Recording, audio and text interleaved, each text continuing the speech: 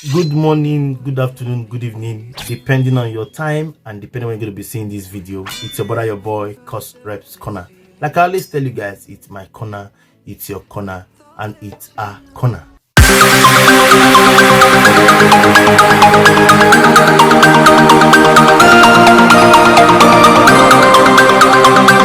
You know, there has been this problem between the two factions of the Labour Party, which we know as LP, which happens to be the party of our own presidential candidate, talking about Mr. Peter Gregory Obi.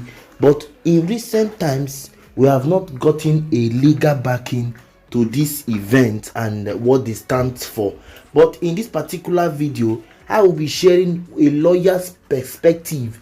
A lawyer, not just a lawyer, a member of the party, and also the southeastern spokesperson for the Obi presidential campaign, talking about Barrister Kenneth Okonkwo, who made some very, very nice observations and made it clear that there's nothing like a faction or two factions of the party, that it just the main party and the main faction, the main body headed by our own barrister Juliusabure. You could hear him say all he said, giving analysis, quoted the law, quoted the constitution, and I said, wow, this is very big and I must have to share it. Guys, that's why I am here to share what our barrister said. Barrister Kenneth Okonkwo, who was among the presidential campaign team for Mr. Peter Gregory Obi in the just concluded elections. Okay, and also, and he said a lot of things about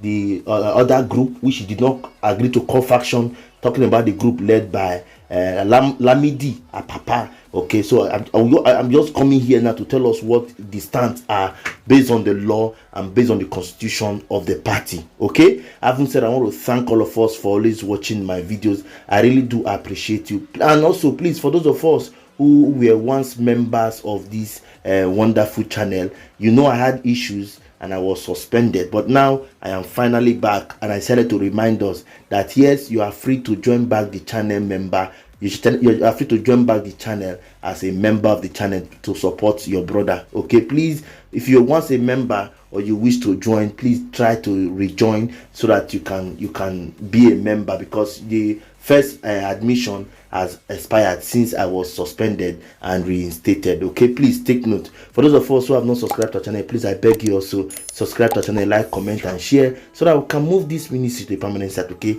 till I come away next time, until you see me in your screen, guys, I leave us with this wonderful video made by Barrister Kenneth Okonkwo, talking about the two factions of the Labour Party, LP. There is no faction in Labour Party. By the law, by our constitution, because our constitution is very clear. You cannot stand up and start parading yourself as a national officer. There are processes by which a national officer evolves. The first, you must be elected by the National Convention, and I'm talking about Article 13 1BIV. You can check it in the Labour Constitution. And then, even if there is a sudden vacancy in the party, it is still the National Executive Council that will replace the vacancy. And I'm talking about Article 13 2BXVI. You can check it in the Labour Constitution. So somebody cannot just walk from anywhere and start telling you he's the national chairman of the Labour Party, and then you start ascribing that it's the faction. You're free to say anything. So please, we just have the legitimate party officers that are meeting in the National Party House. Now, these are the different leanings of Labour Party. You have the TUC, you have the NLC, then you have the National Working Committee, then you have the National Convention. Please, the people you call faction, which of this leaning is backing them up? You know, when they came in here to break into this office, and what they did was illegal. They said there was a purported ex parte order. Excuse me, and I talk as a lawyer. If a judge or a court gives an order, you as a human being do not have the right to enforce it. You cannot take the laws into your hands. Everybody is expected to obey the order of a court. If the people that are concerned do not obey the order, you go back to court for court to enforce their order. If you go and break in yourself, taking the laws into your hand, you are a criminal that has committed a criminal offense. Breaking into people's property is a criminal offense. So they criminally broke into this office, and that was why NLC called them rodents, and I agree. And they brought insecticide to fumigate this national office and threw them out. Now, since they were thrown out, did you see them here? Because they know what they did was illegal. They used thugs, they used the people, their paymasters, because they are now a department of another ruling party that is sponsoring them. As they said in this press conference, all they are looking out for is money. That is why I call them politicians of convenience and politicians of fortune. Here in Labour Party, we are politicians of conviction and politicians of fortitude. The whole idea of what they are doing is they are being paid so that they will distract us from chasing tenaciously our presidential mandate that was stolen from us. They are just a distraction to make sure that we do not focus on reclaiming our presidential mandate, and we are not going to succumb to that cheap blackmail. So they are, like I said, the NLC say they are rodents. I call them political clowns. My principles say it is a display of rascality, and so we cannot succumb to those blackmail. Please stop referring to them as faction, because I will ask you, on what authority? None of them was elected by the National Convention. None of them was elected by NEC to replace any vacancy. These are the only reason.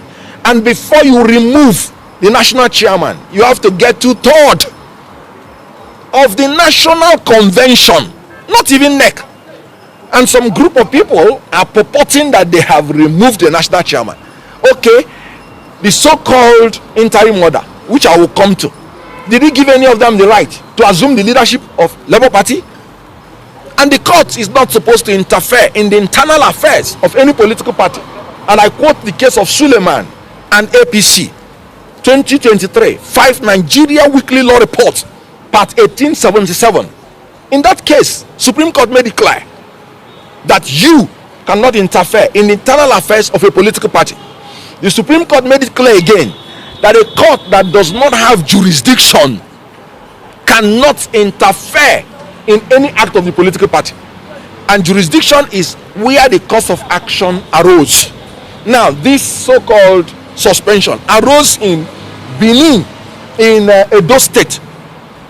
What has the court in FCT to do with an issue that arose in Edo State? Now, look at the trick. They want to tell you it is not about what happened in Edo State. It is about one allegation of crime. Go and read the originating summon, and I have it here. The first paragraph was talking about what happened in Edo State. The originating summon filed in FCT court. That is enough for the court to decline jurisdiction. That is the only civil issue that was there. And the court in Edo has given a restraining order, restraining anybody from tampering with the work of the national officers of Labour Party. And that order is there. The court in FCT has coordinate jurisdiction with the court in Edo. And so if you have 2 court orders, you have the right to choose anyone. 2 court orders of coordinate jurisdiction. You have the right to choose anyone that you would want to obey, especially when you know that one obviously has no jurisdiction. And now a judge used the instrumentality of an ex parte order to infringe on the civil rights and obligation of a Nigerian citizen. This is illegal on its own. An ex parte order is the order of a court on the application of a party without notice to the other party. So it is an order you get without hearing from the other party.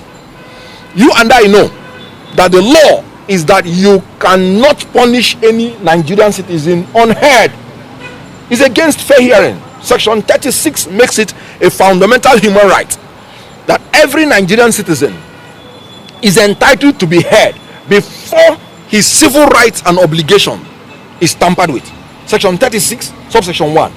Then section 36, subsection 5 made it clear when a Nigerian is charged with a criminal offense, he is presumed innocent until he is proved guilty. But look at a court using an ex parte order to condemn a Nigerian, to punish a Nigerian when you have not even heard from him. That is legal blasphemy. So the issue here is that is an abuse of ex parte order, which Supreme Court has been hammering on. If you want to use ex parte order, you use it sparingly to defend an applicant from an injury of a grave nature, from an irreparable damage that will happen to him before you hear the other party. I'll give you an example. Government wants to demolish your property, and you know they've not given you notice, and you know they don't have any right to do it. They just want to victimize you.